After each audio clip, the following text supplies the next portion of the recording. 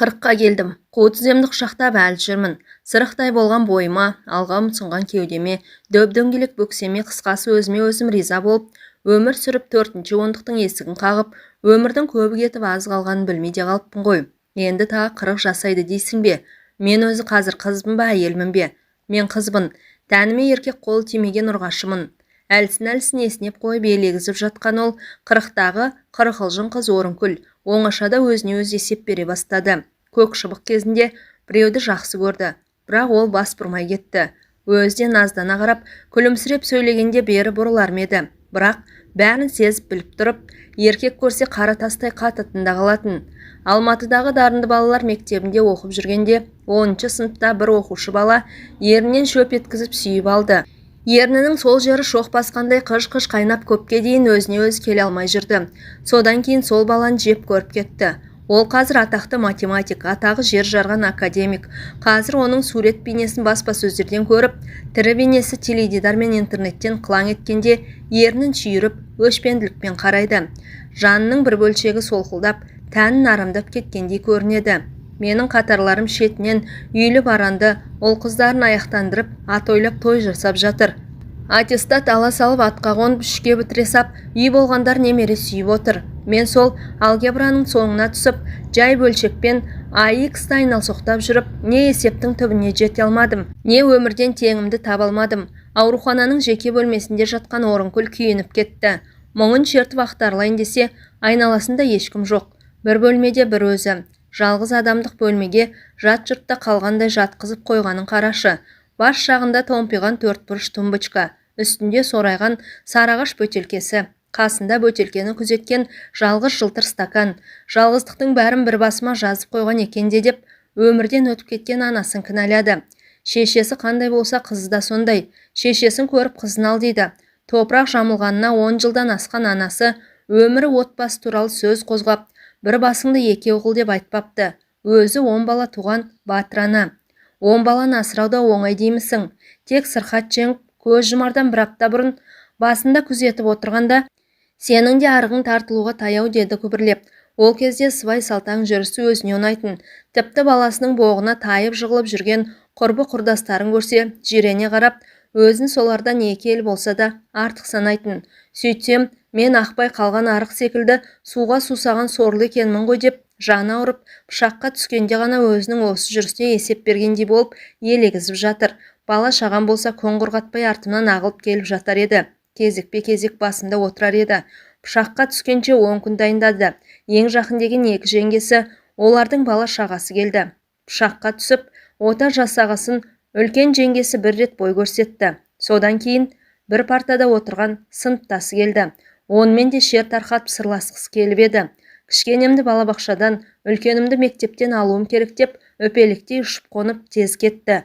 Ол айналасындағылардың бәрін кінәлай бастады. Әркім өзі үшін өмір сүреді екен ғой. Кешегі ха-ха күлкі, оңашадағы құйқылжыған әңгіме, тыртыңдап билеген көңілді кештердің бәрі қол бостағы қимыл құбылыс екен.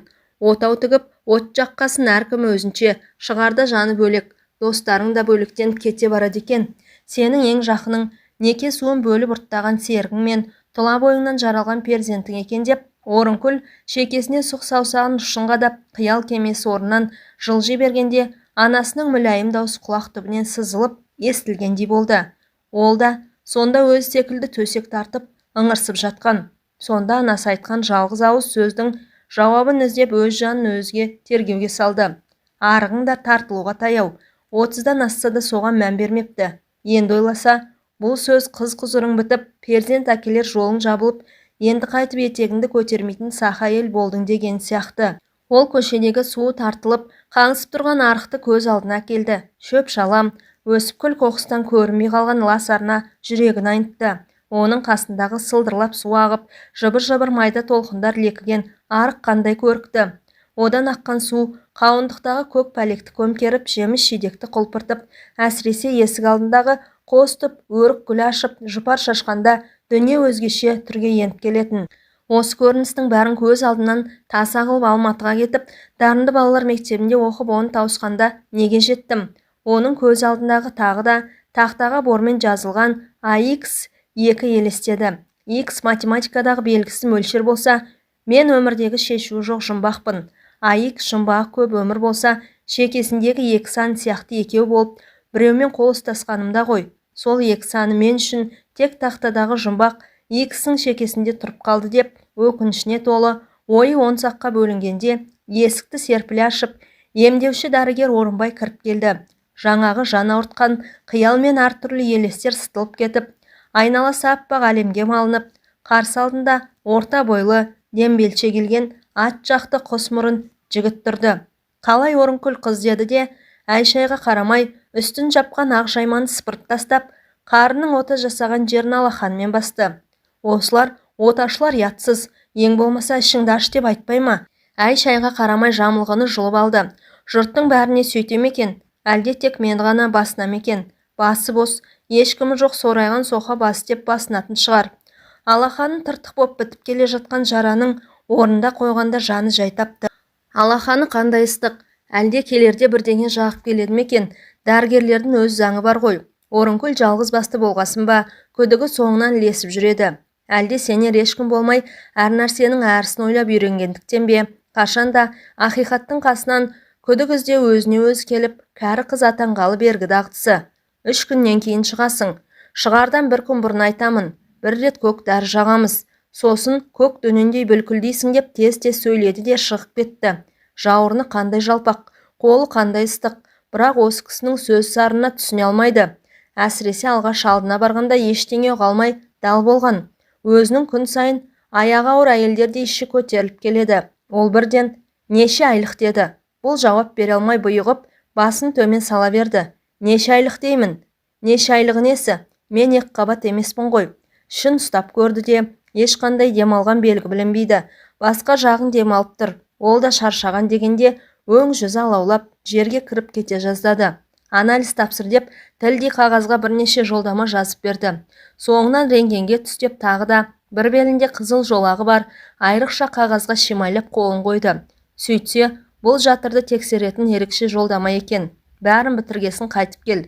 Шүпірлеген қағазды ұстап бөлмеден шықты. Қандай ұятсыз дөрекі адам деп жек көріп шыққанымен қазір ғана қасынан кеткенде шамалы тұра тұрғанда ғой деген бір әулекті сезім әуреге сала бастады. Сол кездері бетінен басып, ағаларының үйіне бара алмай қалды. Іші көтерілген көрген жұрт некесіз буаз болды деп біреуі болмағанмен, біреуі сайық-мазақ күлкіге салып, сан құбылтары сөзсіз.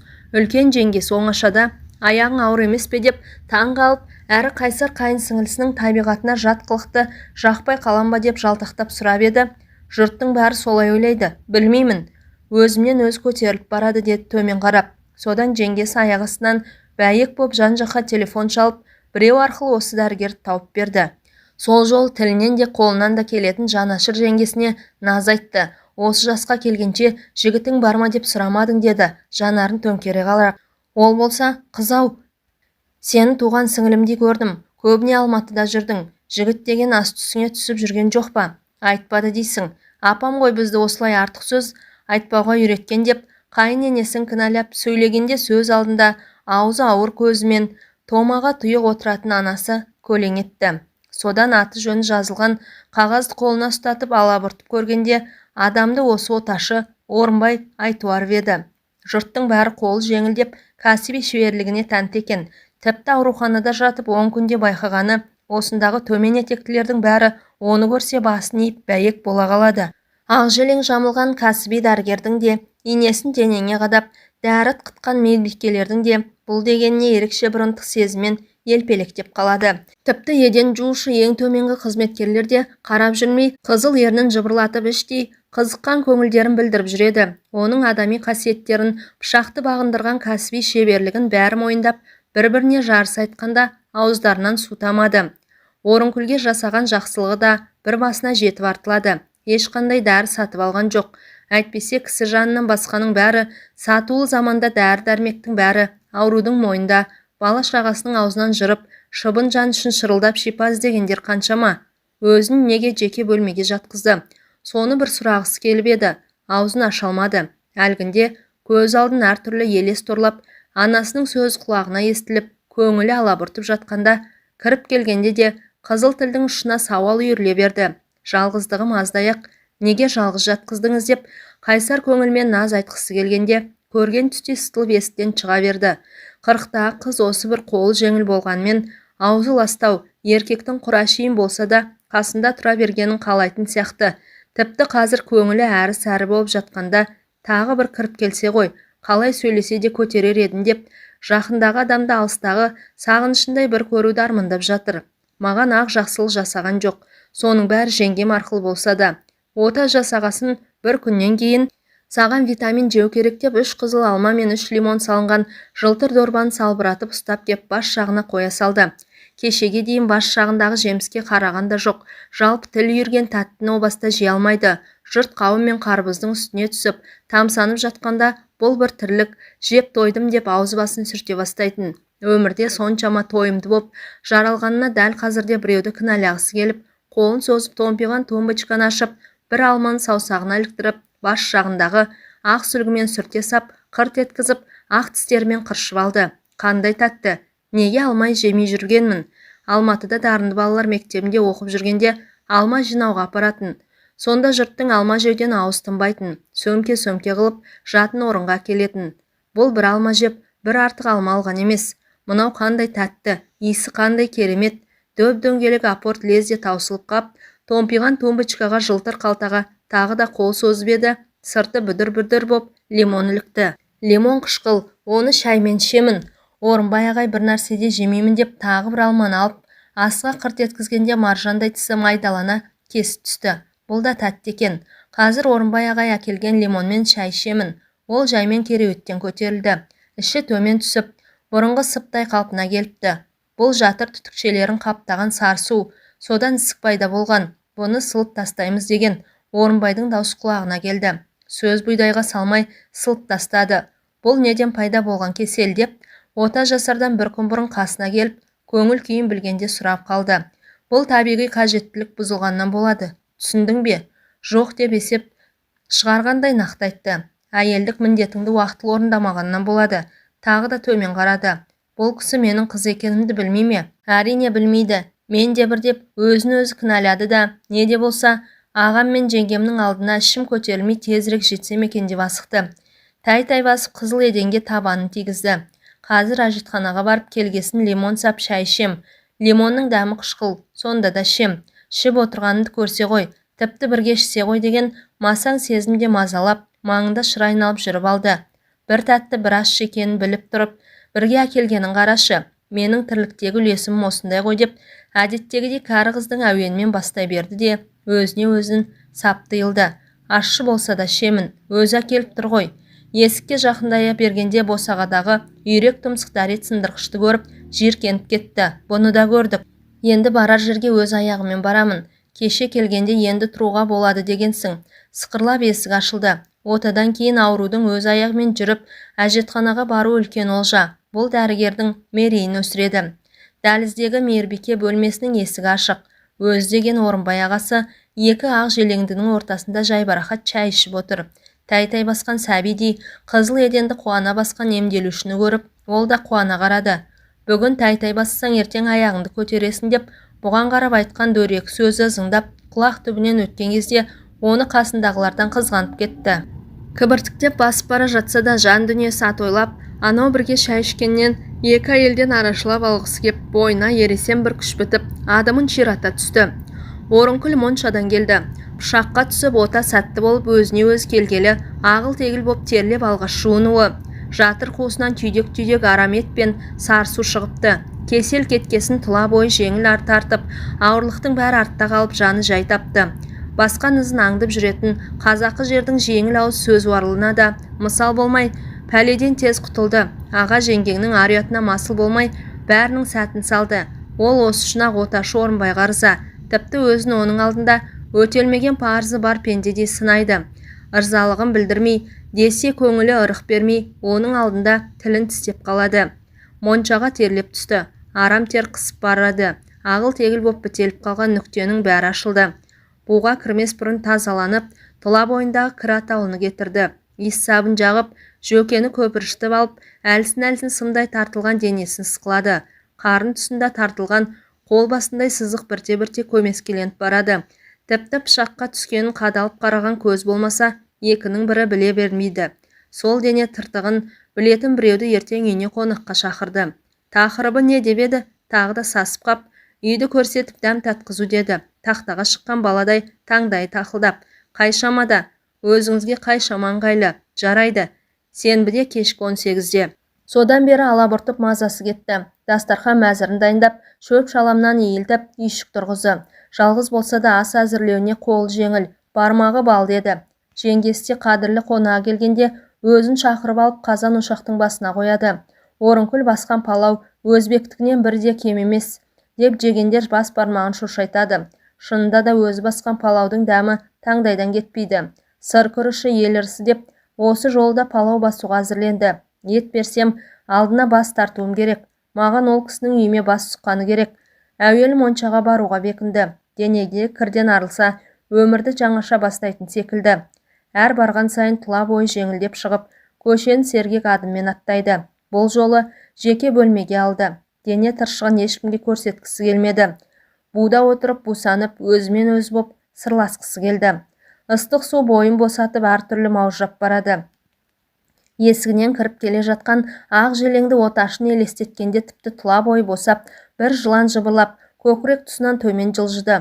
Денесін жиырып, бір уыс боп кіндік тұсына тұрып, керіліп созылып тағы да жоғары өрмеледі. Қос анарының ортасына келіп, басын көтеріп, екі анарының ұшына шошақ тілін кезек тигізгенде тұла бойы жылан шаққандай дыз етіп орнынан ұшып тұрды. Қой шығайын, ол ақ желеңмен келмейді ғой деп, енді ақ көйлек, қара костюм, қызыл галстук таққан бейне есіктен кіре берді. Оның ақ желеңсіз жүрген кезін көрмепті. Шығайын, біртүрлі бойын босап бара жатыр. Қонағымды күтейін. Ағыл тегіл боп аққан терін сүртті де, денесін, жан дүниесін жеңілдеп моншадан шыққанда, енді туп-тура бір тәуліктен кейін онымен кездесемін деп көңілін демдеді. Үйге келгесінде төсекке жайбарақат жата алмады. Буда отырғаннан бетер бусанып, көкірек тұсында желп-желп еткен жылы леп, есіп бүдір жоқ бір дөңгелек тұла бойында зыр қағып жүріп алды. Сол қос анардың арасынан төмен түсіп, кіндік тұсқа жеткенде шымбұлақтан шым-шымдап шыққан мұздай судай бір нәрсе шымыр ете қалды да, өз-өзінен бұрқ-сарқ қайнап тұрып алды. Сосын әлі дөңгелек қайта шырайын алып бәрін басып жаншып, ақ тамаққа қарай өрлейді. Көз шырымын алсам да, кірпік айқастырып еді, ұйқының ауыл тіпті алыс көрінді. Көзін ашып қалғанда, керуетімен қатар жер бауырлап жатқан қарала мысықты көрді. Жер бауырлап алып, тырмысып жаймен жылжиды. Ұрғашы мысық, маужырап жүр, обалақ. Бір апта ұстай тұршы деп көршісіз тастап кетіп еді. Осы көршімде қызық деп, әдеттегідей жалғызлікті кәрі қыздың мақымына сап біреуді кінәлай бастады. Өзі үбірлі-шүбірлі, өзінің бір аяғы ақсақ, комбайн айдап жүргенде байқаусызда мертіктіріп, кесіп тастап темір аяқ салған. Өзінің 8 баласы бар, қыдырудан қолы тимейді. Ақсақ болса да менен бақытты. Бір қойды да жер бауырлап тырмысқан мысықты аяп кетті. Жанын қоярға жер таппай жүр ғой сорлы. Бір аптадан кейін келем деп еді, бір басында бірнеше үйі бар. Осы үйді де ардагер ретінде атын атап тұрып әкімшілік берген. Қыздары кезек тұрады. Көбіне бос. Мына мысыққа обал. Бұны неге ауылға апарып тастамайды екен? Келгесін айтамын деді де, бір ой төбе қойқасын тағы да шым еткізді. Тышқан ауласын деп тастап кеткем деген ашық көңіл әйелдің нақты жауабы құлақ түбінен саңқ етіп, ойының быт-шытын шығарды. Ақсақ болса да сол менен бақытты. Лездемде келген тағы бір тосын ой көңіл қаяумен 62 тамырды тырналаған тікенді суырып алып кетті. Ертең оташы Орынбай Айтуаровпен кездесем, ол менің үйіме келеді деп, өзін-өз төмен етектілердің ішіндегі ең ілкімдісі санады. Бойында бір шалттықпен ұшып тұрды да, ас үйге кіріп сәбіз аршуға кірісті. Үп-шүкір қоңырқай сәбізді пышақпен қырып, жұмырлап жалаңаштап отырып, бұл дүниеде дегені болған біреу болса, мен шығармын деп, өзін-өзі көкке алып ұшты. Оның келуіне бір тәуліктен де аз уақыт қалды. Есіктен кіріп келе жатқанда қалай қарсалар екенмін деп, бір ой санасына тақ еткенде, сабы жуан шүкір пышақ қолынан түсіп, резеңке еденге гірш ете қалды. Қызыл сәбізді алақанына қысып ұстап қалған Орынкүл мен осы қайда тұрмын деп қобалжыған көңілін басу үшін бір жұтым суды сіміріп сап, теңселіп тұрған пышақты жұлып алып, жалт етіп сыртқы есік жаққа қарады. Қона жатуға бола ма дегенде Орынкүл сасып қалды. Қонақпен қосылып ішкен 100 грамм коньяк тұла бойында арлы-берлі жүгіріп, жүрегі қатты дүрсілдей бастады. Алмас қылыштың үстінде отырғанда ойымды қалай дөң бастыңыз деп, көзін төңкеріп бір қарағанда, енді бір 100 граммнан алып қояйық, сосын төсек сал деді қонағы. Орынкүл қонағы құйған коньякты жартылай ішті де асып-сасып рюмкені қойғанда оны су толы маңғаз фужермен соғыстырып алды. Бұл кісі мені қыз емес деп отыр ғой, мен қызбын, 40-қа келсем де қызбын деп қызу көңілмен іштей қайталап ыдыс-аяқты жинауға кірісті. Қонағы балконда тұрып түнгі қаланың ызғарлы желін жұтты. Төстекті салып болып диванда отырған қонағының қасына кеп дайын деді. Берілген тапсырманы тап-тұйнақтай ғып орындап, жақсы сөз күткен оқушыдай емексіп. Бұл оның балала күннен бергі дағдысы. Сен өте ұқыпты әйелсің, ұқыпты есепшісің деді, қолын созып өзіне қарай тартып. Иықтасып отырғаннан кейін, неге осы кезге дейін бас есепші болмай жүрсің? Әйелсің деген сөз тағы да шаншудай қадалды. Мен қызбын, 40-қа келсем де қызбын деп ішінен әлденеше қайталады да, сауалына қызу көңілмен жұлқына жауап берді. Бас есепшілікті қайтем, ол қай басыма керек? Физмат мектебін 5-ке, институтты Қызылға бітіргенде жетпегенім бас есепшілік пе? Кімді асырай алмай жүрмін? Таусылма, пессимист болма деп, ол қараңғы бөлмеге қарай жеңінен тартты. Қыз ілесе берді. Қорқып тұрсың ба? Не болды сонша еркек көрмегендей? Ол дір-дір еткен бәденді қыздың шашынан сипады. Орынбай аға, мен 40-қа келсем де қызбын. Ертек айтпаңдар шосы. Біздегілер де шетінен ертекші дегенде, көз алдын ауруханадағы ақ желеңді үлкен кіші әйелдер кес-кестей бергенде, жан дүниесі біз сұғып алғандай шым ете қалды. Іле-шала қыздың жан даусы шықты. Тәні ауырғанмен жаны рахат тілеп жатыр. Пышаққа да түсті, ақыры сәтті болды. Енді соның бәрін артқа қалдырып жаны жай тауып, дүниеге тоят сезіммен қарасам дегендей іңкәрлік бар. Арығың әлі тарылмаған екен ғой, 40-қа келсең де. Осы сөзді екінші рет естіп отыр. Алғаш анасының аузынан шыққанда таң қалып еді. Енді қайдағы бір еркек түн жамылып тұрып тағы да айтты. Ол жуынуға кеткенде Орынкүл әлі толық жиналмаған дастарханнан 100 грамм коньякты сіміре салып, жылдан басып келіп, менің жаным сізбен болғанды қалайды, деп ебелек қағып қараңғы бөлмеде ербең етті. Етегі лас кездегі әйел еркекке өтініш айтпайды, кел сонда да деп жеркене сөйлегендей болды. Қыз Дәуренмен қош айтысқандай қолындағы даусы құраққа шықты. 40-қа келгенде естілген жан даусына біреудің пердесін өз қолымен ашқан пенде де сене алмай тұр. Жан дауыс шығып, ыңырсып ыңыранып жатқан әйел түсініксіз бір сөз естіді. Менің моншағым қалай екен? Ол бұл сөзді ана тілінде айтпады. Ұлтаралық тілде кәсіби сөзді қолданды. Әйел түкке түсінбеді. Еркек шырт жеткізіп шамды жаққанда, дене мүшесінде дөңгелектене жабысып тұрған жып-жылтыр темір моншақтарды көрді. Осы шынақ, бәрін соңымнан қалмайсыңдар. Сен де кірің жоқ кезде шақыруың керек еді. Асығыстық істедің. Кеше ғана моншаға түскем, сіз маған сенбейсіз бе деді, күбірледі. Денесін қозғалта алмай. Ертек айтатын жас емессің. Менің моншағым жас, кәрі деп таңдамайды дегенде денесіндегі дөңгеленіп тұрған темір моншақтар өзінің мөлтілдеген көз жасындай көрініп кетті. Ол су сарылдатып жуынды да, қоштаспастан сыртқы есікті ашты. Үй жайы бар ғой, тезірек жетсін деді де төсектен тұра алмай жатып, оташыны содан кейін көрген жоқ. 2 рет тәнін жараласа да, дәл осы адамдай жанын жәннатқа бөлеген тірі жанды таба алмады. Тек 40-та куә болған құбылысына сенбей кеткеніне шашиды. Сары майдай сақтаған қазынам шынымен көз алдау болғаныма деп өкінеді де, ененің орны жазылғасын тағы бір иіліп болған істің бәрін аңыздай ғып айтып берсем деп, үй іргесіндегі адамды алыста жүрген жолаушыдай аңсай ақырады. Кабельді теледидардан Ресей жақта тәніне моншақ таққан біреудің қыз зорлап ұсталғанын көріп қалды. Оны ешқандай ұрғашыға да, қиянатқа да қия алмайды. Сырттай емденіп жүрген көрінгеннен қызғанатынын қайтерсің. Әңгіменің соңы.